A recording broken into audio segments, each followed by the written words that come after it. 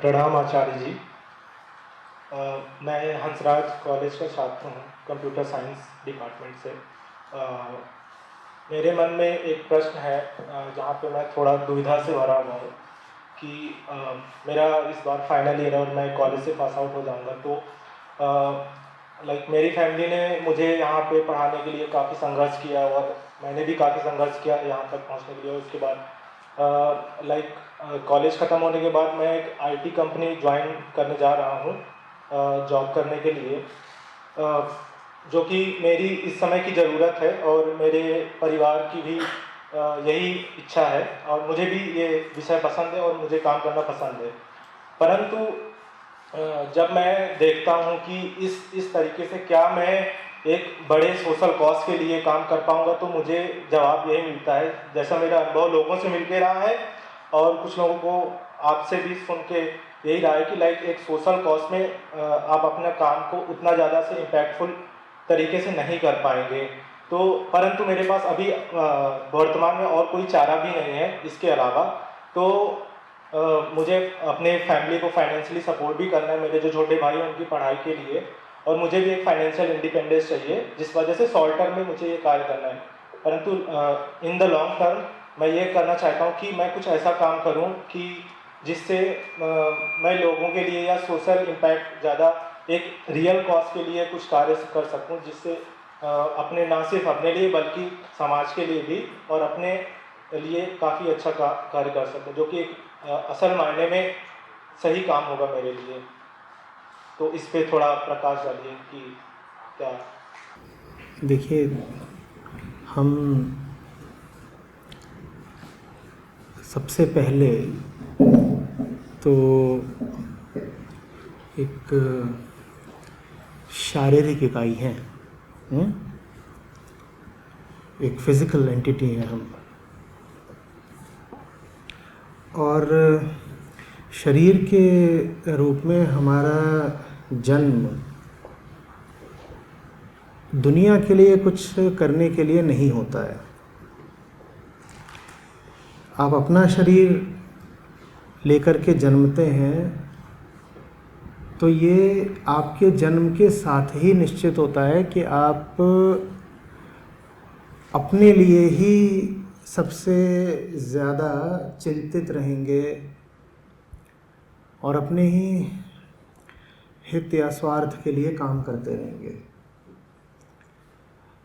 ठीक है, सबसे पहले अपना शरीर आता है, फिर वो शरीर आ जाते हैं जिनसे आपका शरीर आया है, तो उसमें जो आपका परिवार है वो आ जाता है। तो जब कभी आपको थोड़ी फुर्सत मिलती है अपने शरीर के बारे में सोचने से, तो आपको सोचना शुरू करना ही पड़ेगा उन लोगों के बारे में जो आपके परिवार के लोग हैं। ये भाग्य लेकर के पैदा होता है हर जीव। आप जिस दिन पैदा होते हैं उसको उसी दिन ये निश्चित हो जाता है कि आपको सब कुछ अपनी ही खातिर, अपने ही छोटे छोटे स्वार्थों की खातिर करना पड़ेगा। ये बात हमारे शरीर में, हमारे डीएनए में लिखी हुई है। इसी चरित्र के साथ प्रकृति ने हमें पैदा करा है। अब होता क्या है कि हम थोड़े से बड़े होते हैं, 3-4-5 साल के होते हैं, उसमें फिर हमें शिक्षा मिलनी शुरू हो जाती है। जब शिक्षा मिलनी शुरू होती है और इधर उधर से भी कुछ ज्ञान आने लगता है, तो उसमें हमारे सामने कुछ बड़े ऊंचे ऊंचे नाम आते हैं। और वो ऊंचे नाम इसलिए क्योंकि हम देखते हैं कि सब आसपास वाले उन्हें इज्जत दे रहे हैं, तो वो हमें भी ऊंचे लगने लगते हैं। तो आपके सामने फिर नाम आ गया, मान लीजिए स्वामी विवेकानंद का नाम आ गया, ठीक है, या आपके सामने चंद्रशेखर आज़ाद का नाम आ गया। तो इनका नाम जब आ जाता है और आप देखते हैं अरे इनकी प्रतिमाएं लगी हुई हैं, इनके नाम पे सड़कें हैं, इन्हें माल्यार्पण हो रहा है, इन्हें सम्मान मिल रहा है, तो आपको लगता है हम भी इनके जैसे क्यों नहीं बन जाते। और चूंकि इनके नाम बहुत आम हो चुके हैं, हर एक की ज़ुबान पर है, बहुत प्रचलित हैं, तो हमको लगता है ये लोग भी कुछ आम ही थे, क्योंकि सबको इनके बारे में पता है। तो हम ऐसे कहने लग जाते हैं, हाँ स्वामी विवेकानंद, हाँ स्वामी विवेकानंद। बगल की इमारत में ही तो है। वो करोड़ों में किसी एक के साथ घटना घटती है कि वो अपने क्षुद्र स्वार्थों से आगे जाकर के कुछ कर पाए। वो करोड़ों में किसी एक में ये संकल्प और साहस होता है कि उतनी बड़ी कीमत चुका पाए कि मुझे बस अपना पेट नहीं भरना है, अपने परिवार की खातिर नहीं जीना है, मैं प्रकृति से आगे जाकर भी कुछ कर सकता हूं। लेकिन हम इस बात को समझते नहीं। हम में वास्तव में महान व्यक्तित्वों के प्रति भी इतना सम्मान नहीं होता कि हम ये स्वीकार कर पाएं कि हम उनसे बहुत बहुत बहुत बहुत बहुत बहुत पीछे हैं। हम ये मान नहीं पाते। तो फिर हम ये पूछना शुरू कर देते हैं कि मैं भी तो वही करना चाहता हूं जो उन्होंने करा, मैं कैसे कर लूं? आप उतनी बड़ी कीमत देने को तैयार हैं क्या? आप उतनी बड़ी कीमत देने को तैयार हो, आप भी कर सकते हैं। लेकिन हम कभी कीमत वाले पक्ष की बात नहीं करते। जब कीमत देने की बात आती है तो हम मजबूरी का रोना शुरू कर देते हैं अपनी जवानी में ही। तो मैं तो मजबूर हूँ, मैं क्या करूँ? आप मजबूर हैं, इसमें आपकी कोई गलती नहीं है। मजबूरियों के साथ तो हमें प्रकृति नहीं पैदा करा है, बिल्कुल आपकी कोई गलती नहीं है। लेकिन अगर आपको अपनी मजबूरियों की ही बात करनी है तो फिर महानता के सपने लेना छोड़ दें। आप दोनों काम एक साथ नहीं कर सकते कि ये भी कहते रहें कि मुझे अपने पारिवारिक और सामाजिक कर्तव्य निभाने हैं और मुझे अपने लिए कुछ पैसा वगैरह भी कमाना है और कम से कम एक तल की तो लाइफस्टाइल होनी चाहिए ना। और जब 10-15 साल में नौकरी वगैरह कर लूँगा उसके बाद मैं देखूँगा कि दुनिया समाज जहान के लिए क्या किया जा सकता है। आप ऐसी बातें करना चाहते हो और उसके साथ आप ये बोलें कि मुझे कुछ बहुत ऊंचा, बहुत विरल करके दिखाना है, तो दोनों चीज़ें एक साथ संभव नहीं है। आप कहते हैं कि आप 10-20 साल कॉरपोरेट में नौकरी करके, आईटी जॉब करके, उसके बाद आप सोचेंगे समाज के लिए क्या कर सकते हैं। आप जिस समय सोचना शुरू करेंगे आपके मुताबिक, उतनी उम्र में तो स्वामी जी अपना काम खत्म करके विदा हो चुके थे और आप कह रहे हैं कि उस उम्र में आप सोचना शुरू करेंगे कि अब मैं दूसरी पारी खेलूँगा। ऐसे नहीं होता है। और जितनी आपकी आज उम्र है उतनी उम्र में भगत सिंह फंदा चूम चुके थे आपकी ही उम्र में। आप कह रहे हैं अभी तो मैं अपने पारिवारिक कर्तव्यों का निर्वाह करूंगा। और मैं बिल्कुल नहीं कह रहा हूं कि पारिवारिक कर्तव्यों का निर्वाह करने में कोई बुराई है। इसीलिए मैंने अपने वक्तव्य की शुरुआत में ही कह दिया कि हम तो पैदा ही होते हैं अपनी देह की खातिर और अपने परिवार की खातिर। दुनिया का हर जीव, हर पशु, हर पक्षी पैदा ही इसलिए होता है कि वो सर्वप्रथम अपने स्वार्थ का ही चिंतन करे। आपको दर्द होता है, आपके बगल वाले को थोड़ी दर्द होगा। हम रचे ही ऐसे गए हैं। आपको अभी चोट लग जाए, बगल वाला कितनी भी संवेदना सहानुभूति रख ले, लेकिन वो आपकी चोट का अनुभव नहीं कर सकता। चोट तो आपको ही सहनी पड़ेगी। तो ये भूलिए नहीं कि आपको किस अवस्था में प्रकृति ने जन्म दिया है। आपको प्रकृति ने स्वार्थी बनाकर ही जन्म दिया है। और प्रकृति के अनुशासन को तोड़ना, प्रकृति के नियम को तोड़ना बहुत साहस, बहुत संकल्प मांगता है। और ये कोई बस संयोग की बात नहीं कि मैंने अभी जिन दो व्यक्तित्वों का नाम लिया वो भरी जवानी में ही विदा हो गए। इतनी बड़ी कीमत देनी पड़ती है। एक इसलिए विदा हुए क्योंकि उन्होंने स्वयं मृत्यु का वर्ण करा। बोले अगर अभी मैं मर जाता हूं तो मेरी कहानी से देश भर में आग लग जाएगी, और अगर मैं जीता रहूंगा तो मेरा जीवन बेकार हो जाएगा। मेरे लिए ज़्यादा ज़रूरी है कि मैं अभी ही विदा हो जाऊं, फिर मैं एक किंवदंती बन जाऊंगा, फिर मैं सदा के लिए एक आदर्श बन जाऊंगा और मेरी कहानी से न जाने कितने जवान लोग प्रेरणा लेते रहेंगे। और दूसरे ऐसे थे कि इन्होंने इतनी मेहनत करी, इतनी मेहनत करी, पहले तो विदेशों में मेहनत करते रहे, फिर भारत में आकर भारत भ्रमण करते रहे। इतनी मेहनत करी कि 40 की उम्र आते आते उनका शरीर जवाब दे गया, उनको जाना पड़ा। ऐसी कीमत चुकानी पड़ती है। जो ऐसी कीमत चुकाने को तैयार हो उसके लिए है वो दूसरा रास्ता। नहीं तो हम सब पैदा ही होते हैं बस प्रकृति वाले पहले और एकमात्र रास्ते पर चलने के लिए। कृपा करके कोई ये ना सोचे कि वो दूसरा रास्ता सभी के लिए है। और मैं साथ ही साथ ये भी कहा करता हूं कि दूसरा रास्ता निस्संदेह सभी के लिए है, सभी के लिए। पर है बस उनके लिए जो उस पर चलने का मूल्य चुकाने का संकल्प करें। मूल्य हमें इतना बड़ा लगता है कि हम कहते हैं मुझसे नहीं चुकाया जाएगा, मुझसे नहीं होगा, मुझसे नहीं होगा, मेरे बस की नहीं है साहब, मेरे बस की नहीं है। हम एकदम दम तोड़ देते हैं। यह अलग बात है कि जिन्होंने मूल्य चुका लिया उन्हें फिर धीरे धीरे समझ में आने लगता है कि मूल्य बहुत छोटा था, बहुत सस्ते में मिल गई चीज़। लेकिन जिसने नहीं चुकाया उसको न चुकाने के कारण ही बड़ा डर सा लगता है। उसको लगता है बाप रे बाप, पता नहीं क्या हो जाएगा, पता नहीं क्या हो जाएगा, पता नहीं क्या हो जाएगा।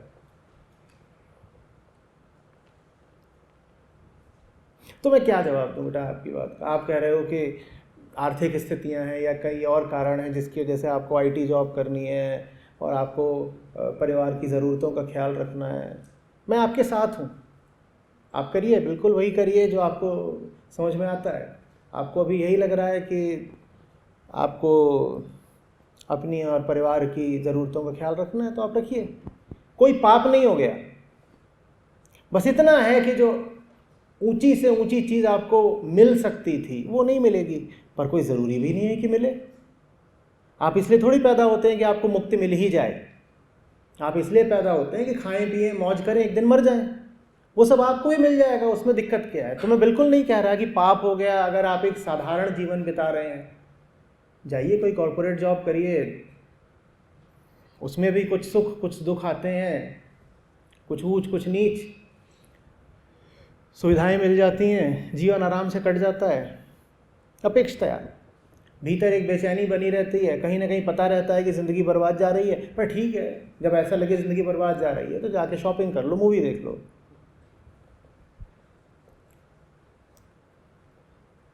तो इसका कोई उत्तर नहीं हो सकता, इसका तो बस मूल्य हो सकता है। मूल्य आपको चुकाना है, आप चुकाते हो तो चुकाइए, नहीं चुकाते हो तो मत चुकाइए। कोई ज़बरदस्ती आपसे नहीं करा सकता। और प्रकृति में पाप पुण्य जैसा कुछ होता नहीं। आप घटिया से घटिया जीवन जी रहे हो तो भी ऐसा नहीं होगा कि हवा आपको ऑक्सीजन देने से इनकार कर देगी, सूरज आपको रोशनी देने से इनकार कर देगा, नदी आपको पानी देने से इनकार कर देगी, ऐसा कुछ नहीं होता। आप कैसा भी जीवन जी रहे हो, प्रकृति की नज़रों में सब एक बराबर है। बल्कि कई बार जो महापापी होते हैं, जिन्होंने एकदम घटिया जीवन जिया होता है, वो और लंबा जीते हैं, 90-90, 100-100 साल। और जिन दो चरित्रों का मैंने नाम लिया, उनमें से एक 23 में, एक 40 में चल बसे। तो प्रकृति बिल्कुल नहीं चाहती है कि आप कोई ऊंचा रास्ता पकड़ें। ऊंचा रास्ता पकड़ोगे तो बहुत तरह की तकलीफें देगी प्रकृति। प्रकृति को ही माया कहते हैं। जो ऊंचा रास्ता पकड़ते हैं, अब वो नहीं है तो आप उन्हें बहुत सम्मान दे लो, बहुत ऊंची ऊंची उनके बारे में बातें कर लो। जब वो थे तब आपने उनके लिए क्या कर लिया? कुछ नहीं कर लिया। जब वो रहते हैं तब तो दुख ही भोगते हैं। भगत सिंह जब मरे थे तो उनके मरते ही उनकी लाश को किसी भारतीय ने ही 100 टुकड़ों में काटा और फिर एक बोरे में भर के उनको ले जाया गया, अलग कहीं दूर जला दिया गया। ये हम उनके साथ व्यवहार करते हैं। जो पब्लिक प्रोसिक्यूटर थे, जिन्होंने ये निश्चित किया कि उन्हें फांसी की सज़ा मिले, वो भारतीय ही तो थे। जो जज के सामने चिल्ला चिल्ला के बोल रहे थे इनको तीनों को सज़ा होनी चाहिए, फांसी होनी चाहिए, फांसी होनी चाहिए, सब भारतीय थे। तो जब वो जिंदा रहते हैं तो बहुत कष्ट मिलता है और बड़े दाम चुकाने पड़ते हैं। बोलो मैं किस मुंह से आपसे कह दूं कि आप वो रास्ता पकड़ो? वो रास्ता तो उनके लिए है जिनका हृदय उन्हें उस रास्ते पर ढकेल दे। मैं किस जिम्मेदारी से आपसे कह दूं कि उस रास्ते पर चलो? बात कुछ समझ में आ रही है? क्योंकि कोई हल्की बात नहीं है, सीधे सीधे जीवन दांव पे लगाना पड़ता है। और तब तो फिर भी आसान था, क्योंकि सामने स्पष्ट था कि कौन है जो आपको गुलाम बना रहा है। आप उससे आकर के भिड़ सकते हो, उनकी असेंबली में बम डाल सकते हो। आज का समय तो और कठिन है। आज आपको जो गुलाम बना रहा है उसके चेहरे पर नकाब है, वो फेसलेस है, अनाम। वो दूर कहीं छुप करके आपको कठपुतली की तरह नचाता है। उससे लड़ना आज और मुश्किल और जोखिम भरा है। आपको जोखिम उठाना है। मैं आपको कैसे कह दूं कि जाओ और जोखिम उठाओ? क्योंकि कल जो नुकसान सहोगे आप सहोगे, और फिर आप नुकसान सहो और कहो कि ये इन्होंने मुझे बोल करके ढकेल दिया, तो मैं क्या करूंगा फिर? ये काम तो उनके लिए है जो व्यक्तिगत जिम्मेदारी लेने को तैयार हो, जो कहे मेरा फैसला मैंने लिया, अब अच्छा होगा तो अच्छा, बुरा होगा तो बुरा, जो होगा मैं सहूंगा। क्रांति के पथ पर कैरियर गाइडेंस थोड़ी मिलती है, या मिलेगी कि करियर काउंसलिंग कराने का ये क्या साहब क्रांतिकारी बनना है, बने कि नहीं बने? स्कॉलरशिप मिलेगी क्या? क्रांतिकारी बनना है, जीवन में कुछ ऊंचा करना है, ये काम करियर काउंसलिंग के नहीं होते। ये काम एक जलते हुए दिल के होते हैं। जिसके पास हो वो आगे बढ़े, जिसके पास नहीं हो चुपचाप बैठा रहे। कौन आपको जबरदस्ती कर रहा है?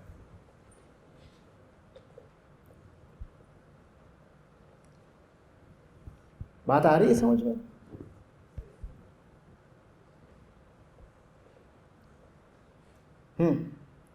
प्रणाम आचार्य जी। मेरा नाम आदित्य है, मैं दयाल सिंह कॉलेज से हूँ और फिलॉसफी का छात्र हूँ। अभी मैं फर्स्ट ईयर में हूँ और 11-12 में मैंने जेई की तैयारी की थी इंजीनियरिंग के लिए।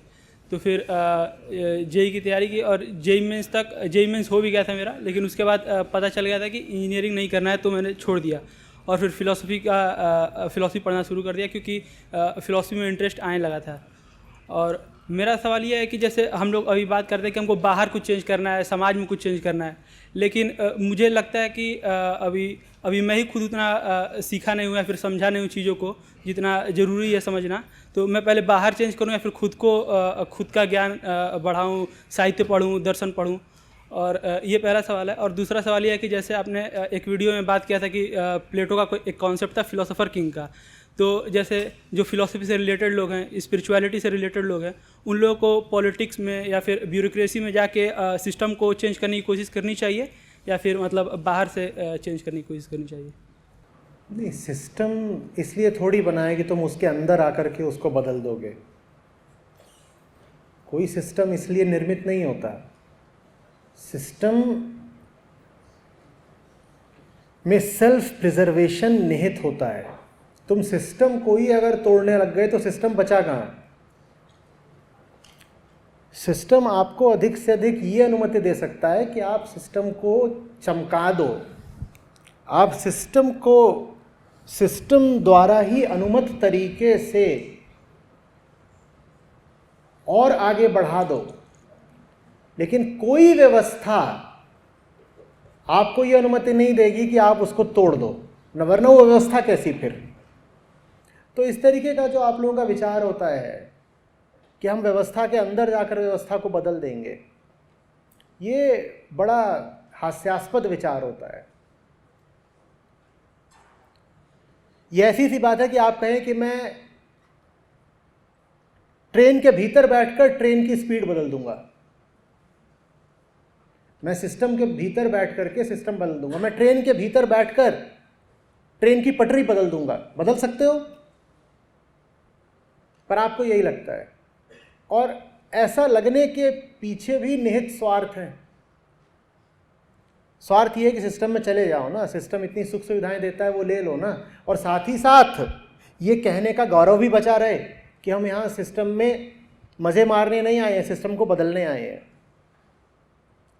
यूपीएससी के साक्षात्कार में हर व्यक्ति यही बोल रहा होता है। इसी तरह के झूठों से तो मैं ऊब गया था, मैंने कहा रहना ही नहीं इसमें। जिससे पूछो यही चल रहा होता है, क्यों आ रहे हो? मैं सिस्टम में रह करके और बहुत कुछ बेहतर करने आ रहा हूँ। अरे वो सिस्टम तुमने बनाया है क्या? तुम कौन हो उसको बदलने वाले? जिन्होंने बनाया है उन्होंने तुम्हें अनुमति ही नहीं दी है उसको बदलने की, तुम कैसे बदल लोगे? ट्रेन में बैठ करके ट्रेन की पटरी बदल दूंगा, कैसे बदल लोगे भाई? हाँ, थोड़ा बहुत कुछ कर सकते हो इंक्रीमेंटल, उस थोड़े बहुत से अगर तुमको तृप्ति हो जाती है तो ठीक है। पर अगर कोई मूलभूत फंडामेंटल बदलाव लाना चाहते हो तो वो किसी व्यवस्था के भीतर रह करके नहीं हो सकता। हर व्यवस्था एक प्रकार की सोच से उठी है और उस व्यवस्था के हारने में दोष उसी सोच का है। तुम्हें एक दूसरी सोच ही चाहिए पुरानी सोच से तुम्हें आगे बढ़ना है, और पुरानी सोच से तुम्हें आगे बढ़ना है तो पुरानी सोच से निर्मित व्यवस्था के भीतर रह करके कैसे आगे बढ़ लोगे भाई? बोलो। एक व्यवस्था है जिसकी डिजाइन ही है कि ये 100 से ज्यादा की गति से आगे नहीं चलेगी, तुम उसके भीतर बैठ करके उसकी गति बढ़ा लोगे? तुम एक कार में बैठे हो, उसका सामने स्पीडोमीटर है, उसमें वो अधिकतम गति क्या दर्शा रहा है, कितनी होती है आमतौर पे, मान लो 200, और तुम कह रहे हो मैं इसके भीतर बैठ करके इसको 600 पे उड़ा दूंगा। तुम कैसे उड़ा दोगे उसको 600 पे? उसका डिजाइन क्या है? मारे और जाओगे 600 पे उड़ाओगे तो।